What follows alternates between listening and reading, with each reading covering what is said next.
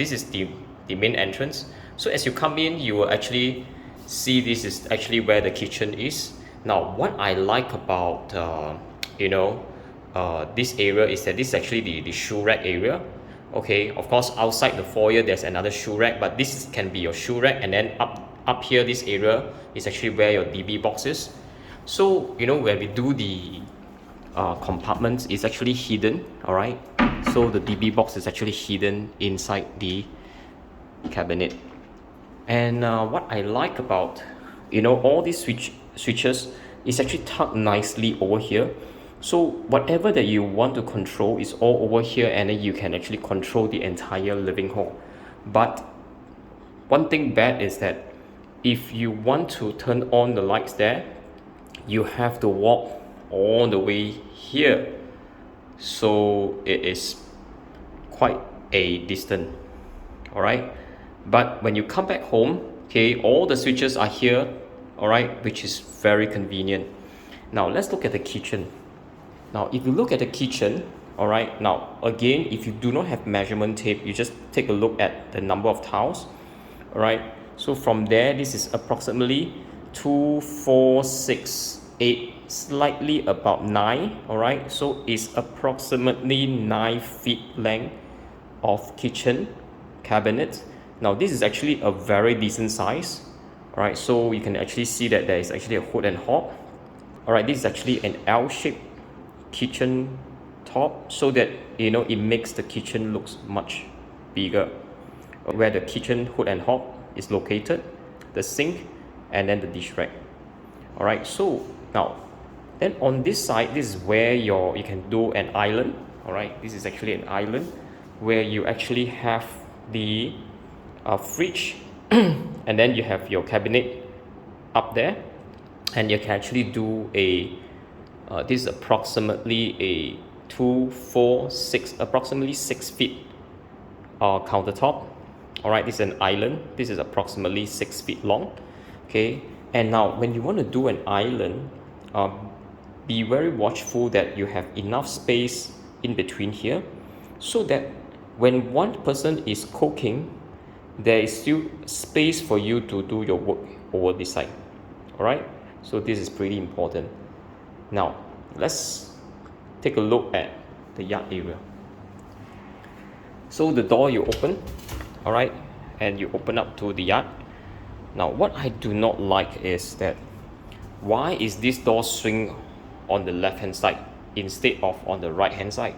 Because if the door swing onto the left hand side, and if I want to go to the room to the back, okay, there's actually a washing machine area, there's actually a washer area, and there's actually a storeroom or maid's room, and there's also another toilet over here. So every single time when I need to go to the back, after I open my door, I need to close the door. So why can't the developer do the door that swing on this side? Right? If you swing on this side instead of the other side, it's actually opening up to the washing machine area as well as the storeroom or the maid's room at the back, and you can even use the bathroom as well. Okay, now let's take a look at this.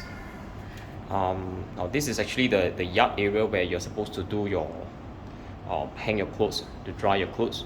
All right, and what I like about what the developer has done is that you see all the aircon compressor is tucked nicely on one area, and there is actually a grill door here.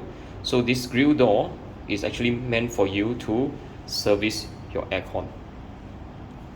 Okay, all right, so this is actually the yard area. Now of course, some people, what they do is that they even turn this area into a wet kitchen. That means if you want to do your heavy cooking, you can actually do your heavy cooking in this wet kitchen area. Now take a look at one area. Actually, a lot of people miss out on this. Now, did you see this? This is actually the exhaust hood. All right, this exhaust hood actually it travels from inside the exhaust hood. All right, so this hood actually travels up all the way to here, but look, there is actually a beam there, all right?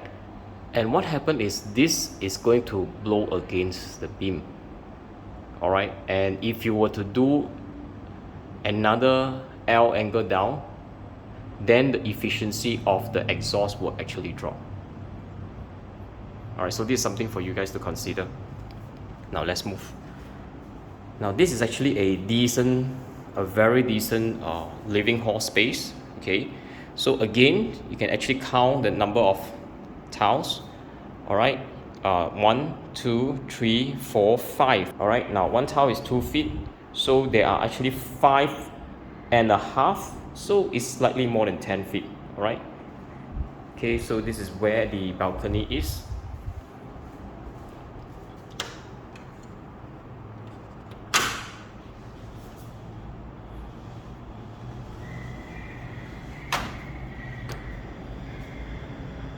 Right, very beautiful KLCT view. Now what I like about what this developer did is that now this area, okay, this wall, you don't see your neighbor, all right? And if you turn over this side, this is your own bedroom, so you are only viewing your own bedroom, you won't see your neighbor next door. Okay, so this is what I like about the privacy.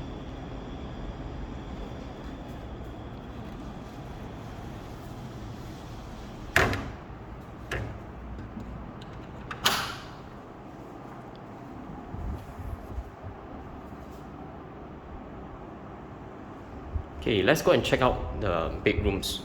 Now, this is one of the bedroom. Now, this is something that I do not like about what the developer has done. Okay, if you look at where the aircon is located. The aircon should be located above the door, because you put the aircon there, and this room is actually not very big. Now, if you look at this room is about 11 feet long, all right? This is actually the best place to put your wardrobe.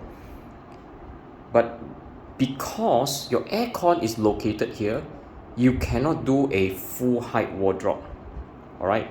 You can't do a full height wardrobe, all right? Because your aircon will then be blowing onto your wardrobe, and that will be very inefficient.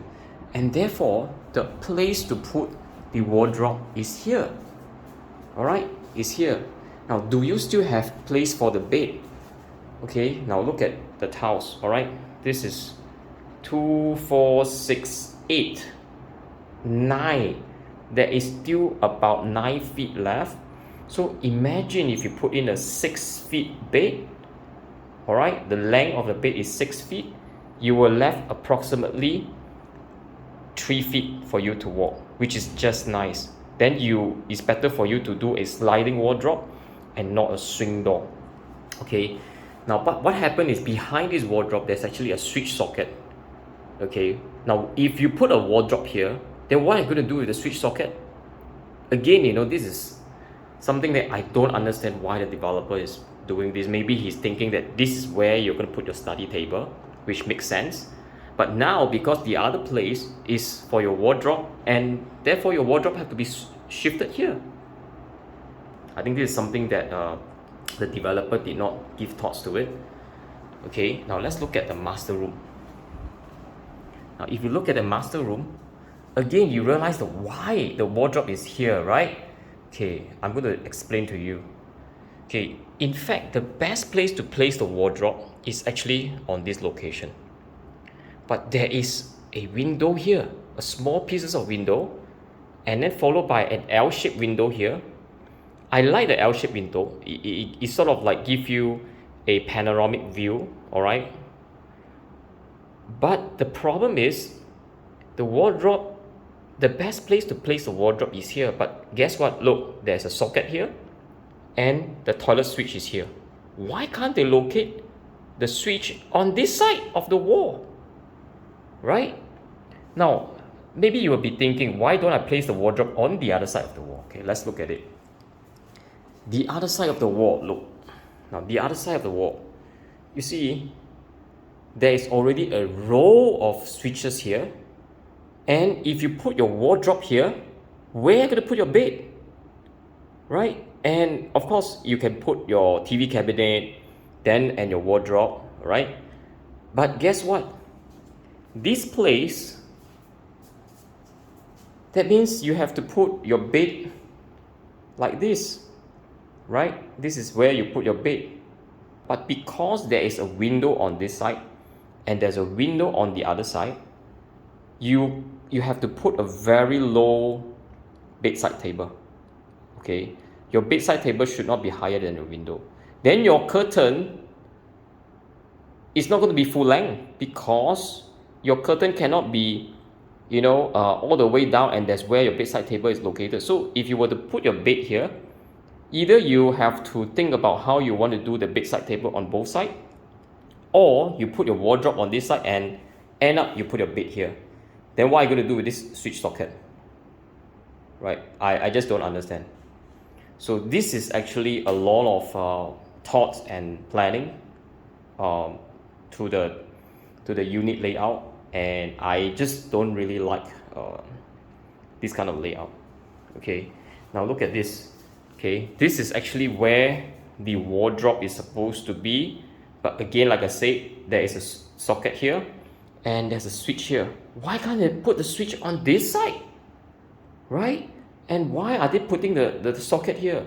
That's because if you were to put your bed on this side, right? If you were to put your bed on this side, there is a bedside table on this side, and therefore this socket is for your bedside table. And if you were to put your curtain like this, I don't know, man.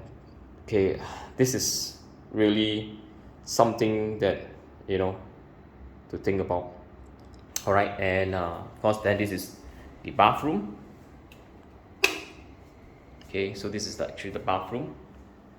Okay, I quite like the bathroom finishes. It even comes with a small little countertop, all right, for you to put your shampoo. But what I hope the developers should have given is they should have done a niche here, right? It's like a hole, right? In some of the development, you will see that, for you to put in some shampoos, body shampoo and whatnot. Okay, in this case, then you have to actually put those racks, and then you have the drill holes, and it's just not going to look nice. All right, and it cluttered the whole place. Okay, so I like the rain shower head, and there's also a handheld shower. So there is actually a water heater storage tank up there. Okay, so these are the boilers, not the instant water heater. Nice. And I can see that this developer did not do a thorough cleaning job. Okay, and look at this. Why is the sticker still on the basin? Are they expecting the residents to tear out themselves? I just don't understand. Look at that. There's also another sticker there, right?